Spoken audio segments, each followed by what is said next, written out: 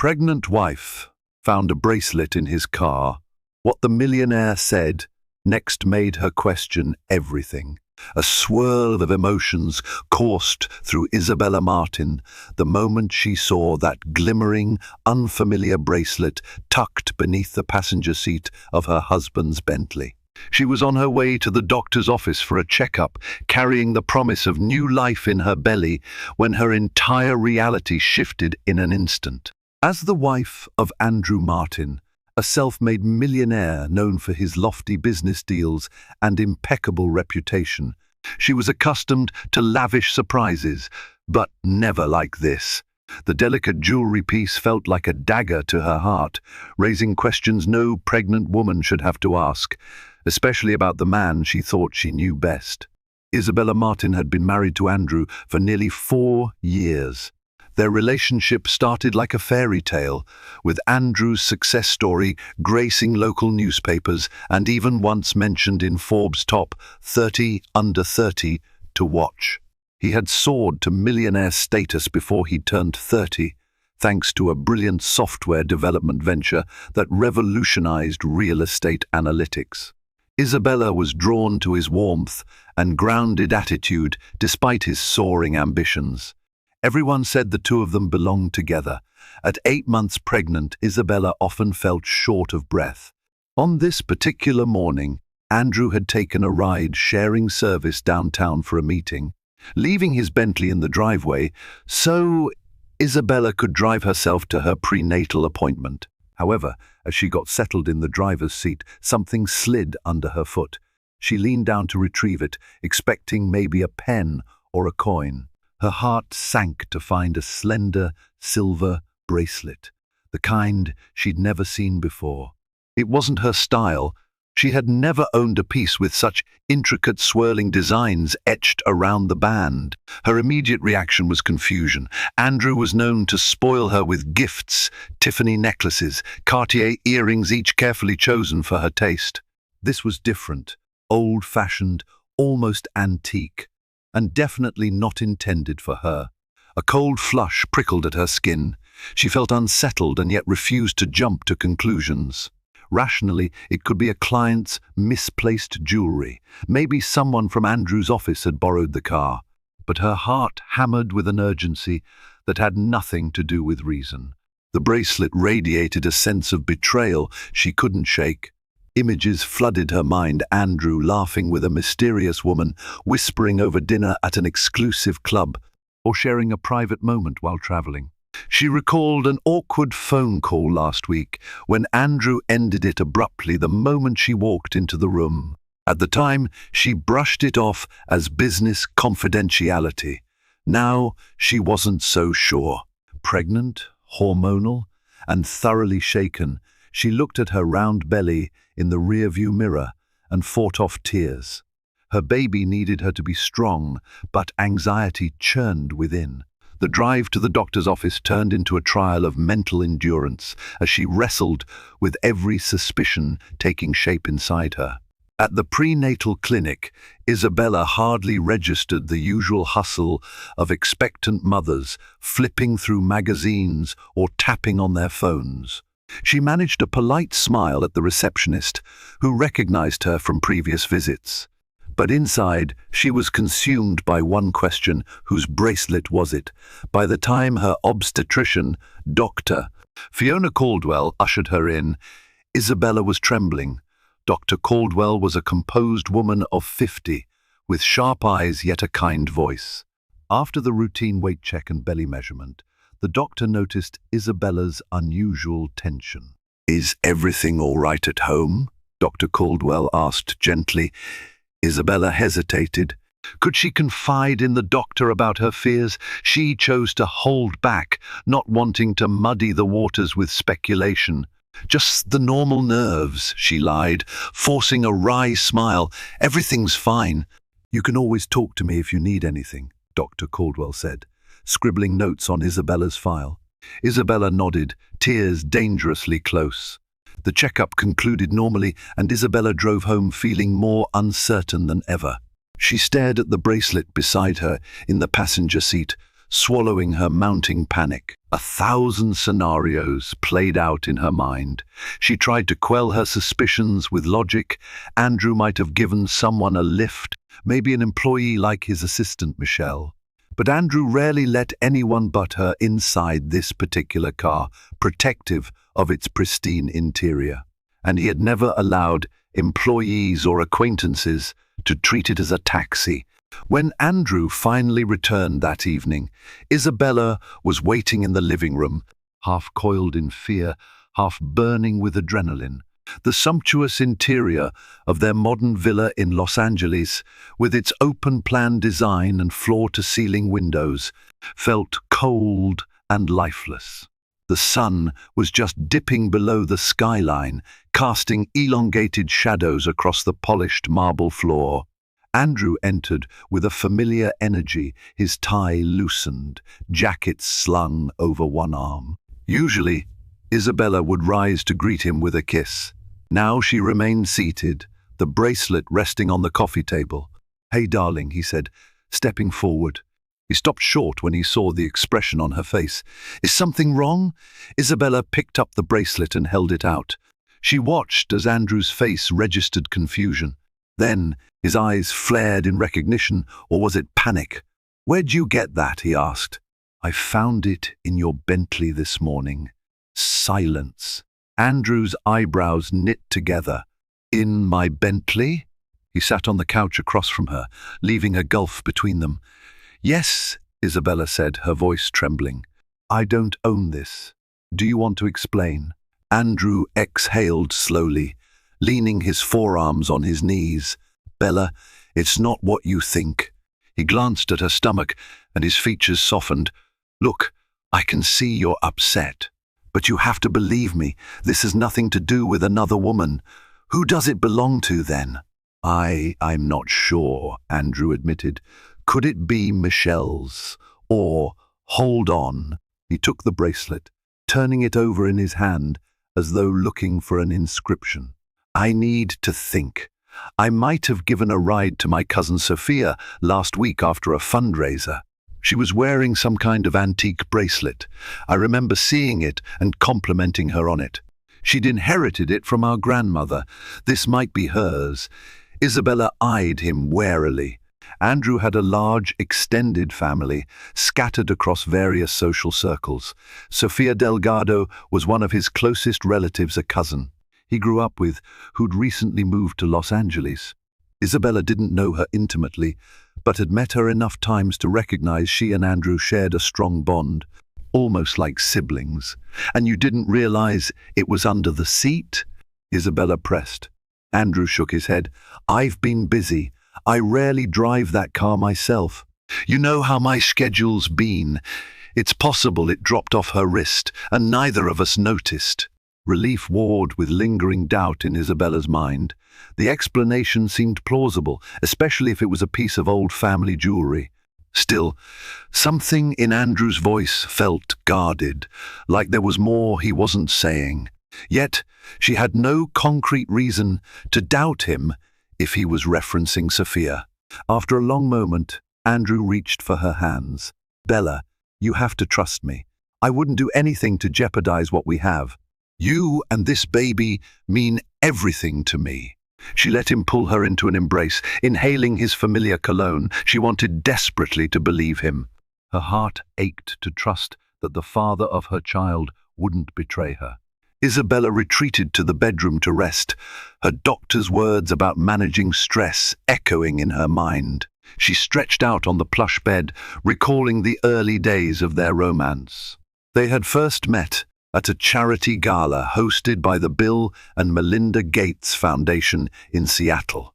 Andrew's philanthropic streak had led him to invest heavily in educational programs across underprivileged neighborhoods. Isabella, freshly out of grad school and a volunteer at the event, had been starstruck by the swirl of powerful attendees. Warren Buffett had made a brief appearance. So did other notable figures. But it was Andrew's kindness, not his status, that drew her in. She remembered their first real conversation. He was guiding a group of donors through a new coding scholarship program. Isabella was handling check-in for the event. Their eyes locked, and Andrew ended up ignoring the rest of his group to chat with her for nearly an hour. He was direct, unabashedly curious about her background in social work and her dreams of establishing community centers. At the end of that night, he asked if he could call her. She'd accepted without hesitation. Their love was a whirlwind. Expensive dates at Michelin-starred restaurants contrasted with volunteering weekends at local shelters. Andrew adored the world of finance, technology, and strategic investments, but he also cherished quiet walks on the beach. Soon they were traveling abroad, forging partnerships in Europe, visiting famous museums, and supporting charitable causes. No one was surprised when he proposed after just a year of dating. Their wedding was small but elegant, only family and close friends under the summer sun in Lake Tahoe. Yet the press latched on to their union, painting Andrew as a rare breed of humble tech millionaire and Isabella as the radiant philanthropic partner. Isabella's insecurities about being overshadowed by Andrew's success never fully vanished, though he always tried to reassure her that she was his equal partner, not a trophy. Now, lying in bed, that memory of their shared vows threatened to become stained. She wanted to believe in Andrew's innocence, but her instincts, especially pregnant instincts, kept pricking at her mind. Why would Sophia say nothing if she lost such a precious heirloom? Over the next week, Isabella tried to push the bracelet incident aside. Andrew insisted he had texted Sophia about the missing jewelry, but according to him, she was traveling to Mexico for a real estate development conference and hadn't responded. He told Isabella that once Sophia returned, she would confirm it was hers, and they'd be done with the matter. Yet Isabella couldn't shake the feeling that something was off. She noticed Andrew working even later than usual. Sometimes he stepped outside to take phone calls, speaking too low for her to overhear. If she approached him, he'd quickly wrap up and pretend nothing had happened. On 2 occasions, she woke in the middle of the night to find him pacing in the living room, phone in hand, a troubled expression on his face. One Sunday afternoon, she confided in her best friend, Natalie Parker. Natalie was a sharp attorney who practiced family law in Los Angeles.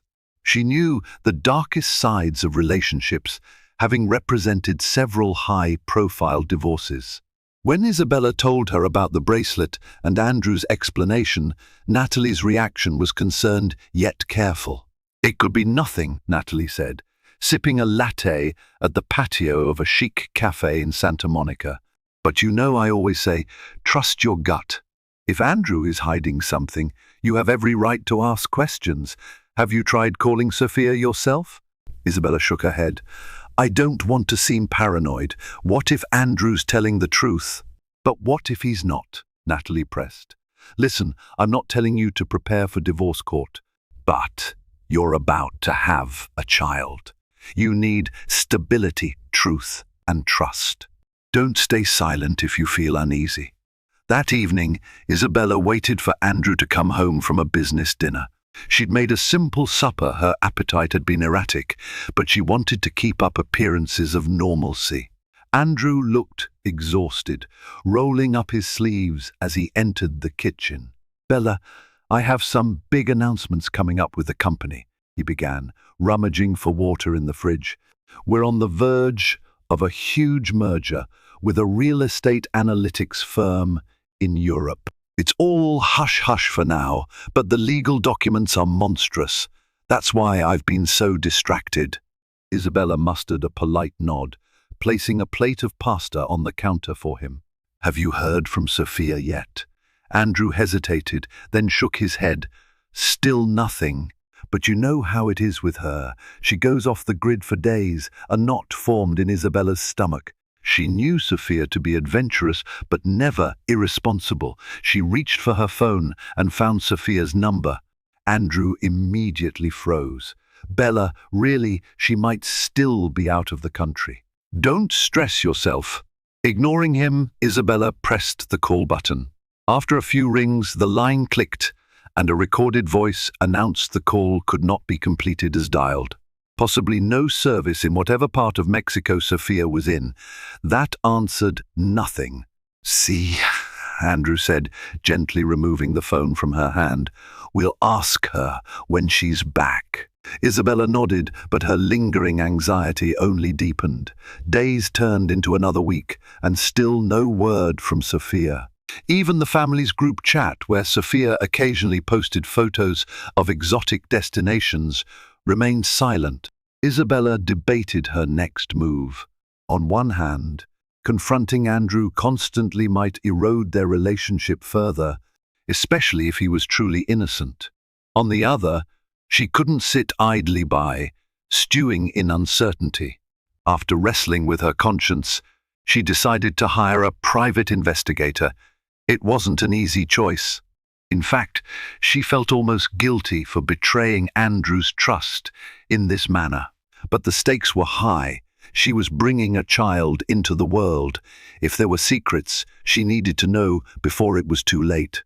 She met Harvey Wilkins, a discreet and recommended detective, in a quiet cafe near Brentwood. A spry man in his 50s, Harvey had a fatherly aura that made Isabella feel safe. "I'm not accusing my husband of anything specific," she explained, hands wrapped around a cup of herbal tea. "I just need to know if there's something going on, another woman, or something else." "He's changed." She didn't elaborate on the bracelet, just gave Harvey enough details for him to start quietly observing Andrew's movements. Harvey listened attentively. "I understand. I'll be discreet. Let's start small, monitoring his public comings and goings, seeing who he meets. If there's anything suspicious, we'll dig deeper."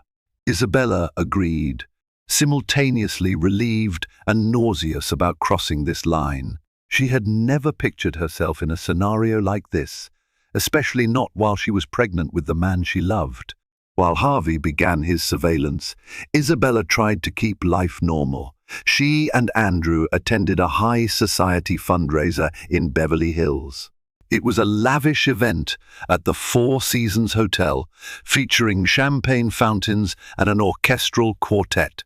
The glitz and glamour felt suffocating to Isabella, who was more concerned about her swollen ankles and the possibility of running into more hidden secrets.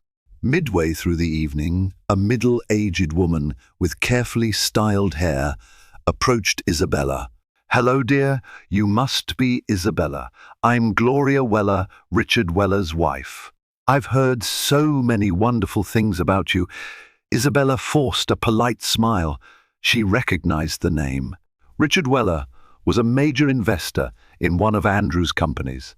"It's lovely to meet you," she said, scanning the crowd. Andrew was several feet away, talking animatedly with another group of business moguls. Gloria lowered her voice, conspiratorially. "I don't mean to pry, but is everything all right with you and Andrew? I only ask because I saw him having a pretty intense conversation with a young woman at the Ritz-Carlton lounge 2 nights ago. He seemed, well, let's just say they looked quite engrossed in each other." Isabella's chest constricted. "You sure it was Andrew?" Gloria shrugged apologetically. "I'm not blind, dear. I've known Andrew for some time. Perhaps it was business, but they seemed very familiar. He left rather abruptly when he noticed me." A swirl of emotion shot through Isabella. She tried to appear calm. "Thank you for letting me know. I'm sure it was work-related. Andrew's got a lot on his plate." Gloria gave an understanding nod. "I hope so. You're both such a lovely couple." Then she drifted away to mingle. Isabella's knees felt weak. She excused herself to the restroom, where she splashed water on her face. If Andrew was having secret meetings with a mysterious young woman, how did that tie in with the bracelet? Was it truly Sophia's, or had he lied? She stared in the mirror, searching her reflection for a sense of clarity. All she found was a pregnant woman drowning in doubt. The following morning, Isabella received a text from Harvey. "We need to meet. Found something. Please call." Heart pounding, she dialed immediately. Harvey's voice was measured. Not wanting to startle her, they arranged to meet at his office, an unassuming suite above a quiet row of shops in Culver City. Harvey led her into a dimly lit room, lined with filing cabinets. He motioned for her to sit. "I've been tracking Andrew's daily routine. He's mostly at work, in meetings, or traveling to high-end restaurants, likely for business lunches and dinners. Nothing out of the ordinary for a high-profile CEO.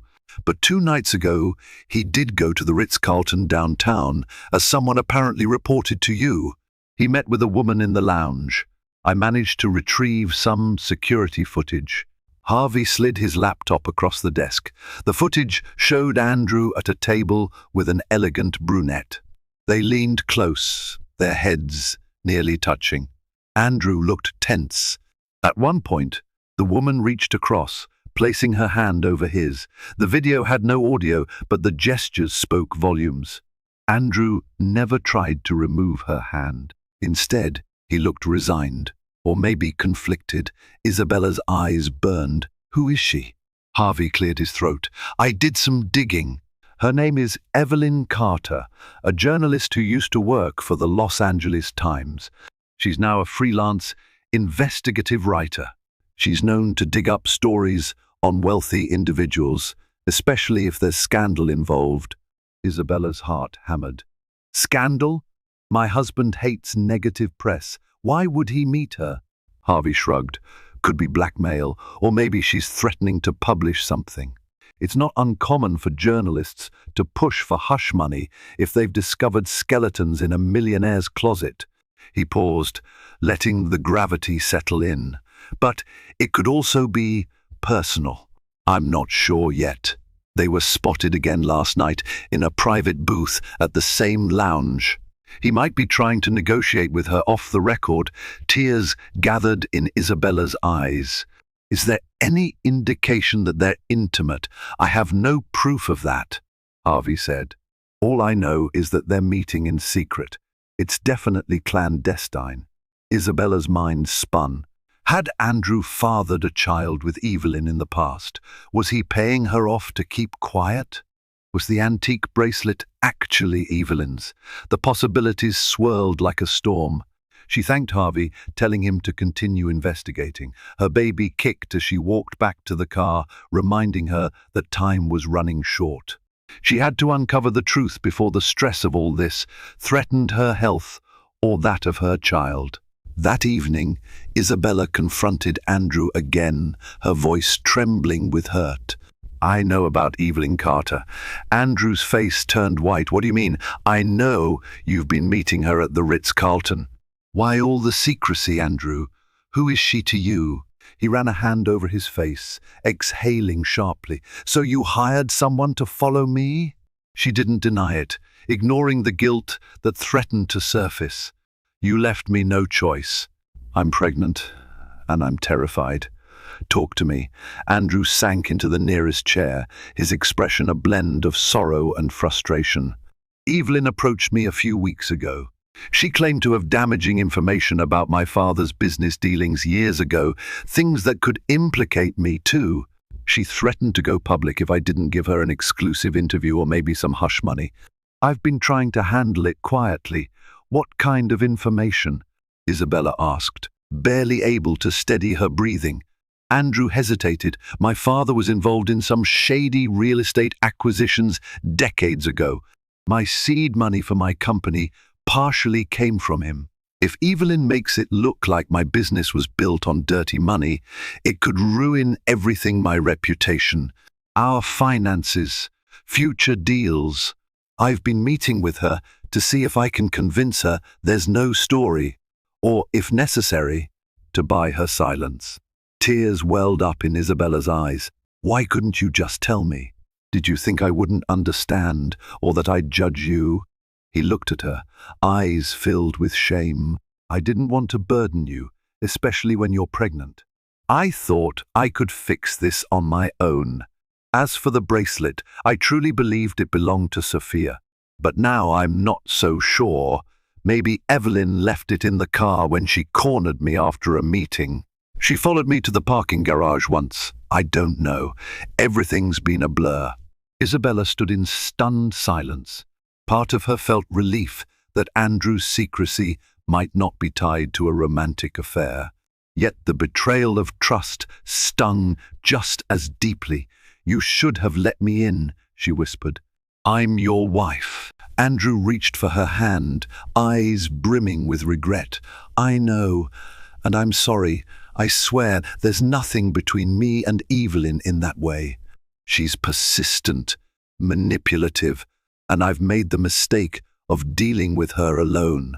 Just when Isabella thought the situation couldn't grow more complicated, Sofia Delgado reappeared.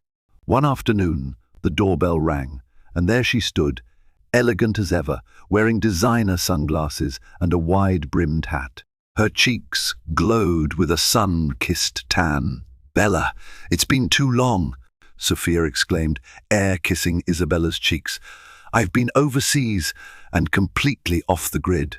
How are you? My goodness, you're about to pop any moment now." Isabella smiled tersely, ushering her inside. "We've been trying to reach you. Andrew thought you lost your bracelet in his Bentley." "Is it yours?" Sofia scrunched her brow. "Bracelet?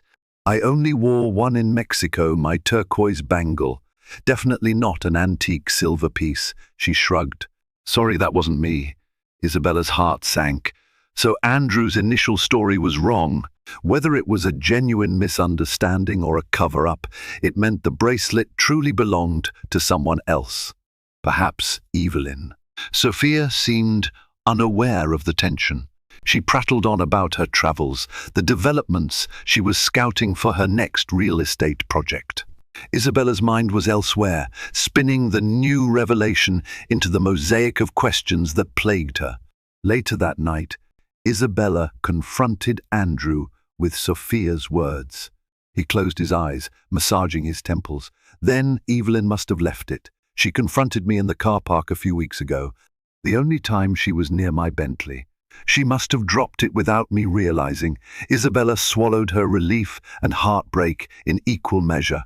Yes, it meant Andrew wasn't cheating with some unknown woman, but it confirmed he'd known Evelyn was near his car. "You lied," Isabella said quietly, tears pressing at the corners of her eyes.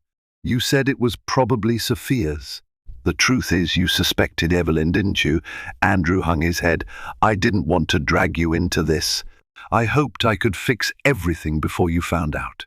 I was scared you'd never look at me the same if you knew my father's money might have been tainted. I wasn't sure how far Evelyn would go. I panicked. I made a terrible call."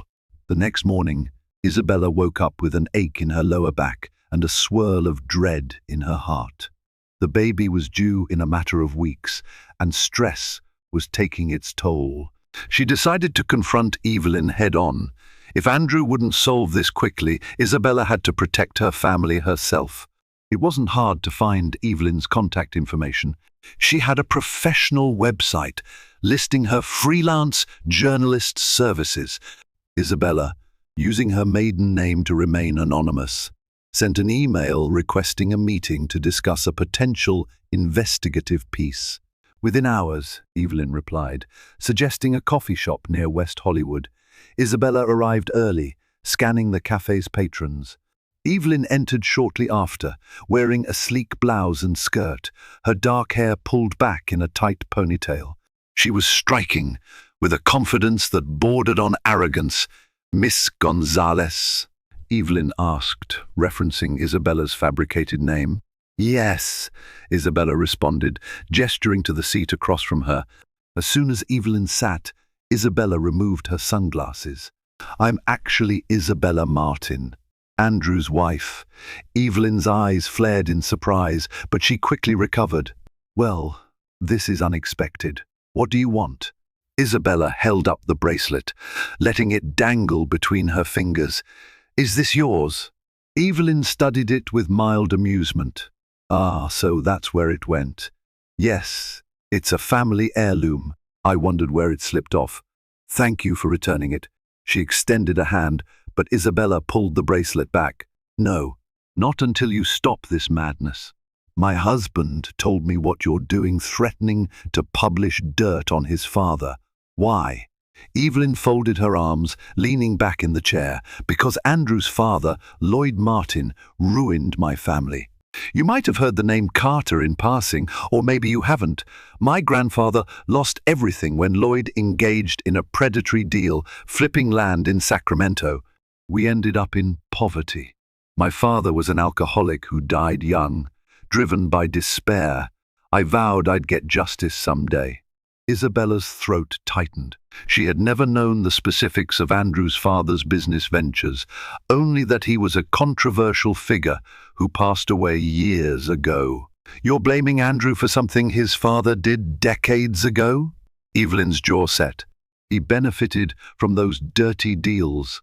My father tried to dispute it in court, but the Martins' money and power silenced him. Now Andrew's a golden boy. Everyone loves him. Well, I'm going to expose the real truth about where his money originated. Isabella's heart pounded.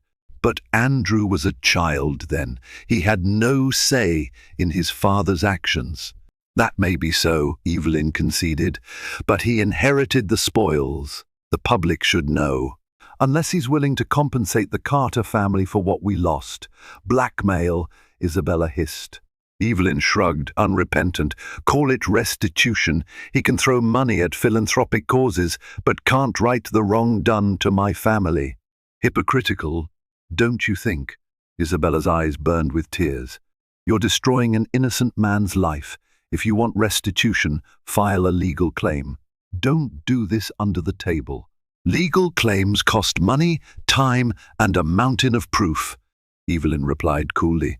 Andrew prefers hush-hush deals, or so I thought, but he's waffling. I'll give him one more week to decide.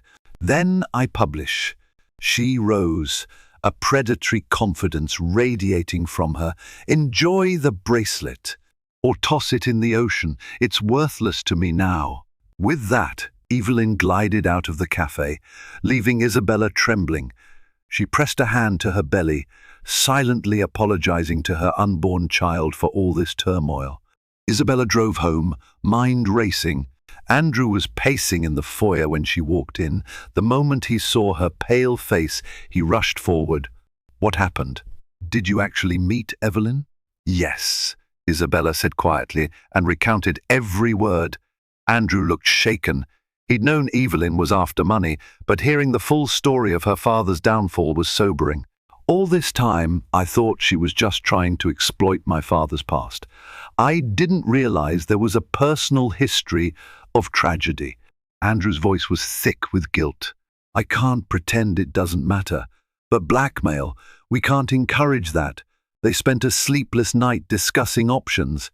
Andrew's lawyers argued that paying Evelyn off would only embolden her to demand more in the future. They advised a preemptive legal strategy, challenging Evelyn's claims. But Andrew worried a public lawsuit would create a media circus, harming his upcoming merger and possibly tarnishing his philanthropic image. Meanwhile, Isabella tried to find a moral stance. Was it so wrong to pay Evelyn a settlement if it truly did restore what her family lost? The blackmail angle was ugly, but maybe it could bring closure to Evelyn. Yet the principle of enabling extortion felt wrong. As the days dragged on, Isabella's blood pressure began to rise. Dr. Caldwell lectured her about reducing stress. She was dangerously close to hypertension, which could harm the baby. Natalie Parker, her best friend, expressed concern too, urging Isabella to put her health first. Andrew tried to lighten the load. He withdrew from a few business engagements, cancelled some events. They spent more quiet evenings at home, preparing the nursery. The fleeting moments of peace came when they assembled the crib, folded tiny baby clothes, and chose lullabies. But the shadow of Evelyn Carter's threat loomed over them. One late evening, Andrew discovered Isabella in the nursery, tears streaming down her face as she held a small pair of socks. "I'm so scared," she whispered. "Our baby deserves a calm, loving environment. But we're sitting on a powder keg." He knelt beside her, wrapping his arms around her shoulders. "I'll handle it. I swear. No matter what it takes, I'll make sure you and our child are safe and happy. We'll come out of this storm stronger." Isabella wanted to believe him, but the fear that something irreparable might shatter their family lingered in her thoughts. The final showdown arrived when Evelyn Carter sent a formal email to Andrew's office, doxing Andrew's chief legal advisor. It was laced with righteous indignation, listing references to old legal documents, receipts, and property records from Lloyd Martin's dealings. Evelyn threatened to publish a full expose on a major online platform if Andrew did not agree to a settlement of $2 million within 48 hours. Andrew's lawyers were furious. "We need to file an immediate restraining order, defamation suit, everything," they insisted. Andrew hesitated, torn between legal aggression and the potential to settle quietly. The 48-hour clock was ticking. Meanwhile, Isabella hovered in a state of near panic, certain the stress would trigger premature labor. In desperation, she called a family friend, Judge Rosalind Hayes, a retired circuit court judge who had known Andrew's mother for years.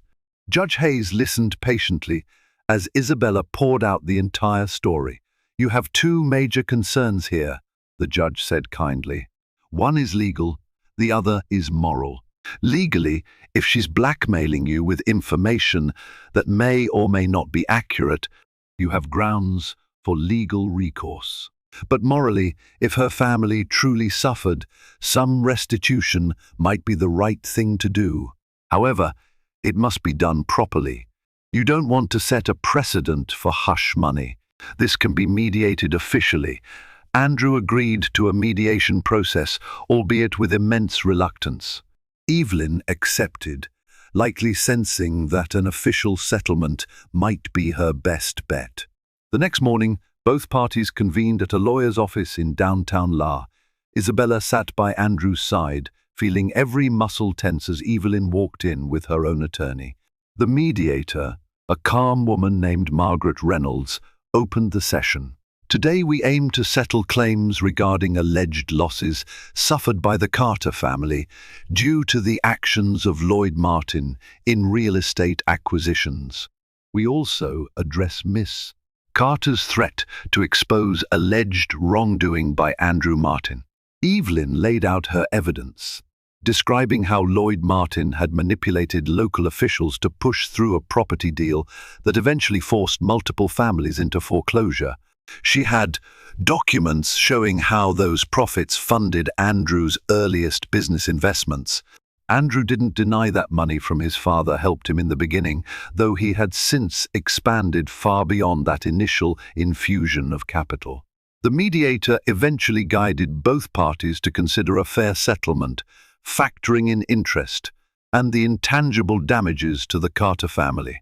Andrew, resisting any suggestion he was morally culpable, still recognized the Carters' plight.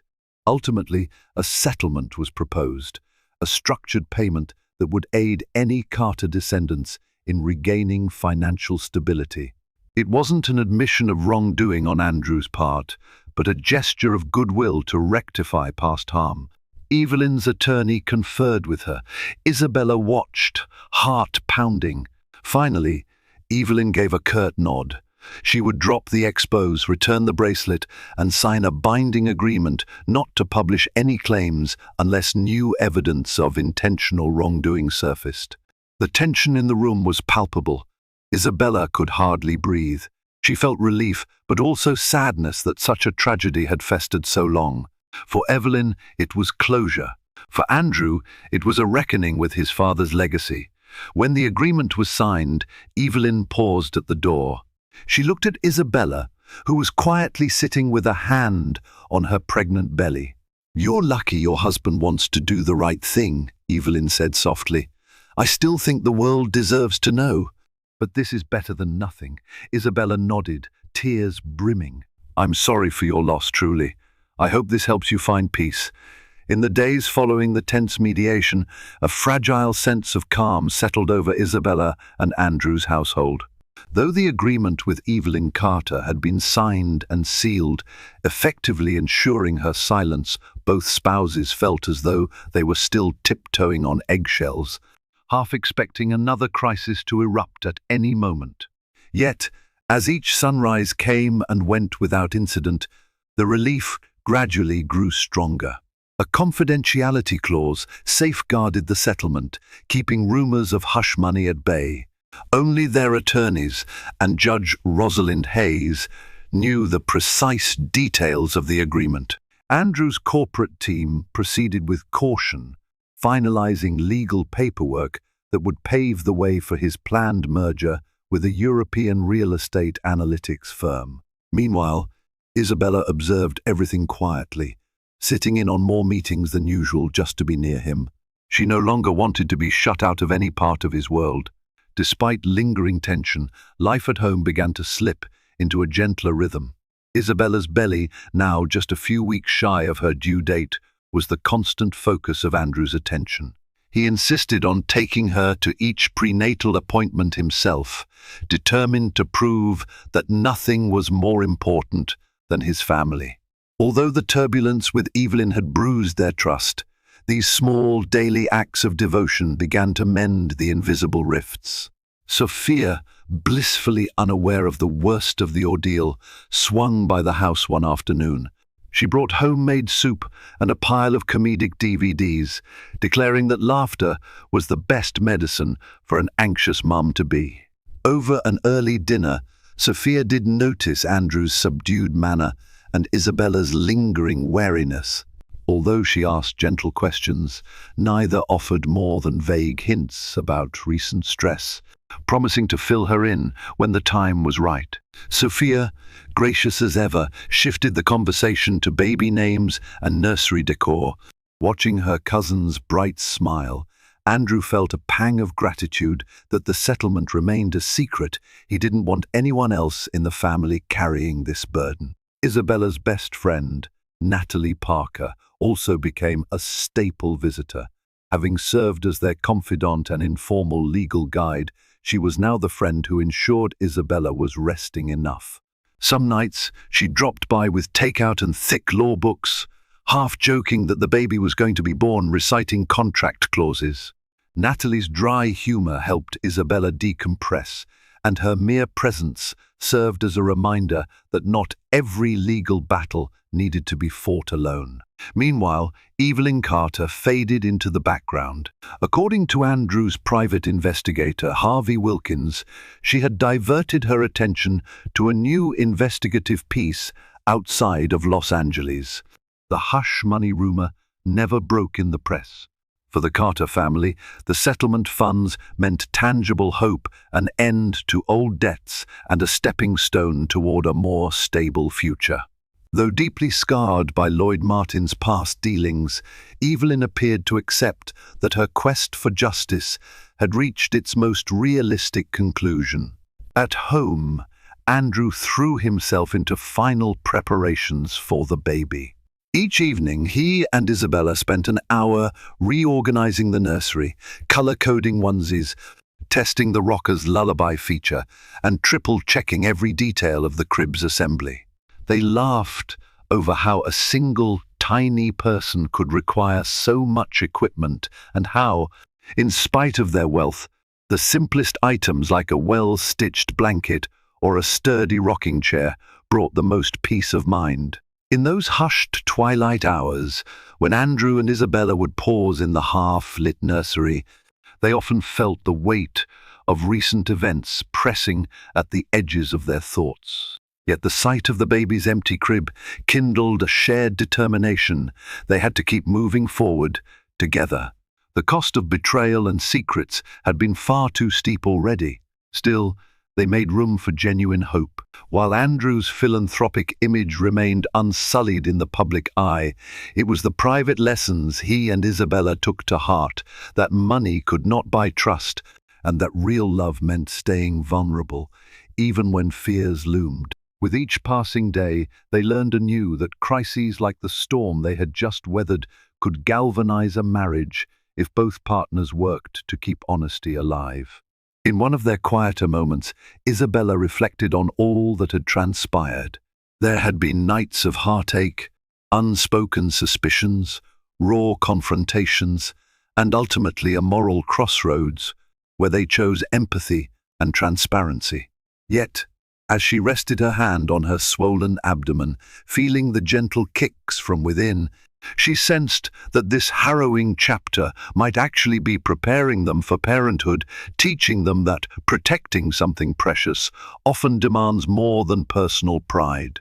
It demands sacrifice, understanding, and unwavering unity. She and Andrew sat on the nursery floor one evening, back against the wall, fingers loosely intertwined. "We've come such a long way," she murmured, her voice thick with emotions she could barely articulate. Andrew responded with a soft, grateful smile. In that moment, Isabella grasped that the greatest test of love wasn't how elegantly two people handled success, but how steadfastly they held on to each other when confronted by their darkest truths. And so, a new dawn of possibility broke upon their household. The fear had not vanished entirely, but with each strengthening heartbeat of the child. Within her, Isabella felt they were forging a deeper bond than ever before, one tempered by fire, yet radiant in its resolve to move forward. At 2 in the morning, only a few days after the settlement documents were signed, Isabella bolted upright in bed. A sharp, radiating pain rippled through her abdomen. For a moment, she was unsure if she had dreamed it, but then another wave surged, confirming her greatest suspicion: the baby was coming early. Her breath caught as she fumbled to switch on the bedside lamp. The warmth of Andrew's body beside her offered little reassurance when she saw how much the contraction forced her to double over. "Andrew!" she hissed through clenched teeth, shaking his shoulder. "Wake up, I think it's time." He stirred, momentarily disoriented, until he registered the panic etched into her face. Launching out of bed, he scrambled to pull on the nearest clothes. Heart pounding, he tucked his phone into his pocket and snatched up the car keys. Isabella, legs trembling, tried to pace her breathing, just as the birthing class had taught her. He guided her gently down the staircase, insisting she lean on him with every step. Outside, the night was unusually still and cold for Los Angeles. The hush felt both eerie and surreal. The city lights shimmered, but Isabella had no time to admire them. A fresh contraction made her grip Andrew's arm so tightly he almost dropped the keys. His frantic yet tender demeanor reminded her of the early days of their relationship, how protective he'd been from the start. Despite everything they'd gone through in this life-altering moment, there was no one she'd trust more. They sped down deserted streets to Cedars-Sinai Medical Center, Andrew tossing occasional glances at his wife, offering words of encouragement even as his own voice shook. By the time they reached the maternity ward, Isabella was drenched in sweat. Nurses in pastel scrubs hurried over with a wheelchair, whisking her away to a private delivery room. Amid the bright overhead lights and the hum of monitors, Isabella fought to control each contraction, focusing on her breathing the way Dr. Caldwell had instructed. Andrew clung to her hand, stroking her damp hair away from her face. His eyes glistened with tears, part fear, part awe at the realization that they were about to meet their child. The intensity of the moment made all their recent trials fade into the background. Labor proved more grueling than Isabella had imagined. Every few minutes, she felt a searing rush that nearly took her voice away. Andrew dabbed her forehead with a cool cloth, murmuring soft words of reassurance. They locked gazes, unspoken gratitude passing between them for having confronted their deepest secrets. No matter the hurdles, they had to hold it together for the life that was about to begin. Hours stretched on, blurred by pain and anticipation. With each wave of contractions, Isabella found new strength in Andrew's presence. He pressed a steadying hand against her lower back, wincing whenever she let out a sharp cry. Flashing images of the bracelet and Evelyn Carter flickered through her mind like distant memories, reminders of just how much stress they had endured. Now, all that seemed insignificant compared to the raw immediacy of bringing a child into the world. At last, Isabella felt an overwhelming pressure, followed by a surge of relief as Dr. Caldwell urged her to push one final time. Andrew's voice cracked when he said, "You can do this. We're almost there." With a rush of effort, Isabella gave a guttural cry, then collapsed against the pillows as the sound of a robust newborn wail sliced through the air. Their daughter had arrived, pink-faced and furious, tears of life glistening on her tiny cheeks. Isabella couldn't stop sobbing from the flood of emotion. Andrew, overwhelmed, cut the umbilical cord under the gentle guidance of the medical team. The nurses quickly cleaned and swaddled the baby before handing the precious bundle to Isabella. She cradled her daughter, skin still flushed from exertion, but heart filled with wonder. In that moment, the magnitude of love rendered every other problem inconsequential. They named her Lily Grace Martin, a legacy that honored Andrew's late mother, Lily, and Isabella's grandmother, Grace. The name felt like a promise of hope, a testament to the resilience and love that had carried them through. As dawn broke through the hospital windows, painting the sterile white walls with soft pink light, Andrew and Isabella huddled close, marveling at the tiny fingers curled around Isabella's own. While Lily slept in the bassinet nearby, Andrew crossed the room to stare out at the glimmering city lights, now fading into a new morning. He could hardly believe how their lives had been nearly upended by betrayal, secrets, and the weight of a family legacy he hadn't fully understood. When Isabella joined him, resting her head against his shoulder, he whispered, "We came so close to losing everything, including each other." Tears welled in Isabella's eyes, but she smiled softly. "We survived it because we didn't let those secrets tear us apart. We're a family now." They fell quiet, each remembering the ordeal with Evelyn, the settlement that threatened to upend Andrew's reputation, the lies they had told themselves and each other. Returning that bracelet had become a symbol of letting go of dark pasts. Now, gazing at Lily Grace, they silently vowed she would never bear the burden of old sins. They would always choose honesty, even when it hurt. Andrew brushed a gentle kiss against Isabella's temple. "I swear, no more lies, no more hidden business or protecting you by shutting you out. Whatever life throws our way, we face it together." In that hushed hospital room, as the first rays of the sun lit up the horizon, Andrew and Isabella leaned on each other, their hearts brimming with hope. They had endured betrayal, heartbreak, and the spectre of scandal. But now, with Lily dozing peacefully, everything else seemed to fade into insignificance. Their family was whole, woven with new threads of trust, and a love that promised to shine brighter than any darkness from the past. In the weeks that followed, the hush money rumor never surfaced. The settlement remained confidential, known only to lawyers and the signatories. Andrew's business merger went through smoothly, with some minor bumps from the legal drama behind the scenes. Yet public perception of Andrew remained unsullied, his philanthropic image intact. Sophia, oblivious to most of the turmoil, doted on baby Lily whenever she visited. She joked that Lily would grow up to inherit a legacy much freer from controversy than Andrew did. Meanwhile, Natalie visited often, playing honorary aunt and dropping off legal disclaimers about how to protect Lily's future. Evelyn Carter moved on to a new investigative piece.